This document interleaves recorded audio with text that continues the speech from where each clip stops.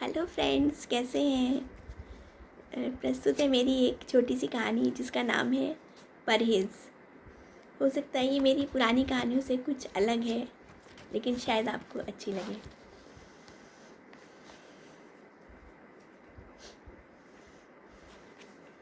पता नहीं क्यों बिटिया की लंबी बीमारी की वजह से आज मैं उदास थी।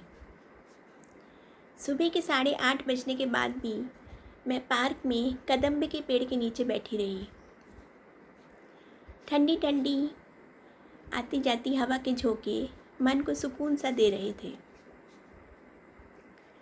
मेरे पास वाली बेंच पर एक अधेड़ उम्र की महिला मटमैला सा सलवार सूट पहने बैठी किसी से फ़ोन पर बात कर रही थी।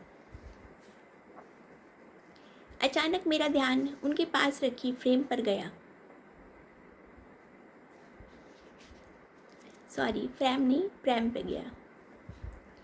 पक्की तौर पर उसमें नन्हा बेबी होगा। मैं कौतूहलवश उसको देखने लगी। अरे, कितना प्यारा बच्चा है। आप नानी हैं या दादी? नानी? नहीं नहीं, मैं इसकी मम्मी हूँ। ओह सॉरी, मुझे लगा आजकल नानी दादियों के पास ही इतनी फुर्सत होती है कि पार्क में लेकर बैठे रहें। नई नई माँओं के पास कहाँ इतनी फुर्सत। बड़ी एज में हुआ होगा।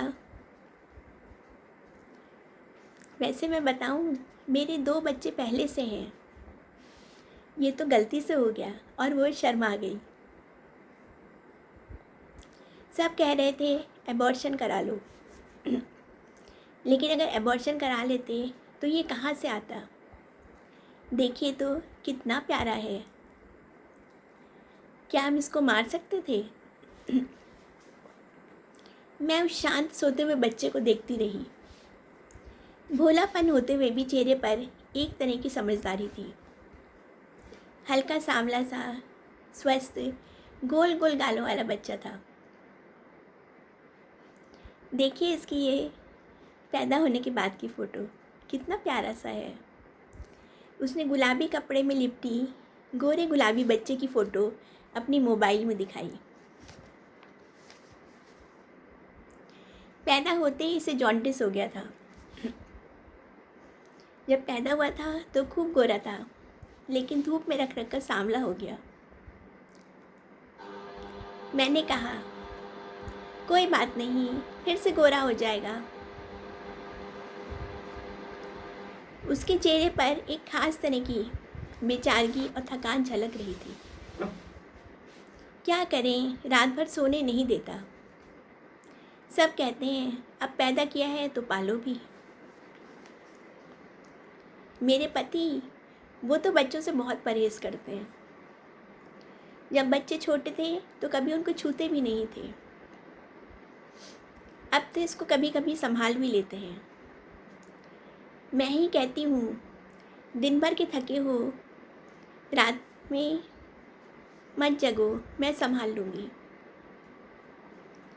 वैसे भी हमारे यहाँ पति से 40 दिन का परहेज़ रखा जाता है। उसने शर्मा कर कहा। इसीलिए वो अभी तक ऊपर सोते हैं। सासू जी तो अपने कमरे में जाकर सो जाती हैं। इसके बाबा जी, मतलब हमारे ससुर साहब, कहते हैं जब पैदा किया है तो पालना ही पड़ेगा। वो भी कभी बच्चे को नहीं छूते। ऐसा लग रहा था जैसे बच्चे को जन्म देकर उसने कोई गलती करी हो और उसी गलानी में वो मुरझा सी गई थी। इसके होने के बाद मेरा स्किन भी ख़राब हो गया है और अभी मेहंदी को तो मैं हाथ भी नहीं लगा सकती। इसलिए तो देखिए ना, थोड़े थोड़े सफ़ेद बाल झांक रहे हैं। बेबी को फीड कराती हूँ ना। लेकिन देखिए ना, 2 भाई हो गए। मेरे हस्बैंड अकेले हैं। अब मेरे बेटे को ये चिंता नहीं रहेगी।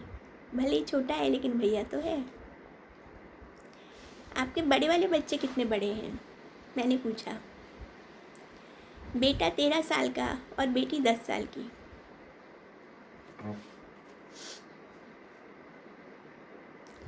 इसके बाद तो मुझे बच्चा नहीं चाहिए था, लेकिन मैंने परहेज़ करना बंद कर दिया और देखिए ये हो गया।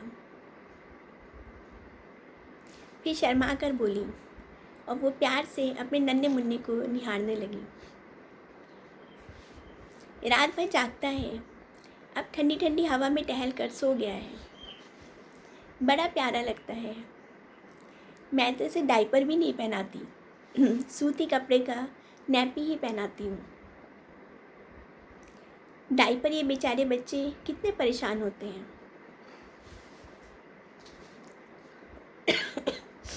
और वो मुक्त भाव से अपने नन्हे बेटे को निहारने लगी। ममता, बेचारगी और चिंता का अद्भुत सम्मिश्रण था उसके चेहरे पर। दोनों बच्चों के स्कूल जाने के बाद का फैला हुआ घर, सास ससुर के ताने और इस नन्ही सी जान को पालने की चिंता में उसका चेहरा गड्ढ-मड्ढ हो रहा था। Thank you. ये एक छोटी सी मेमोरी है। धन्यवाद।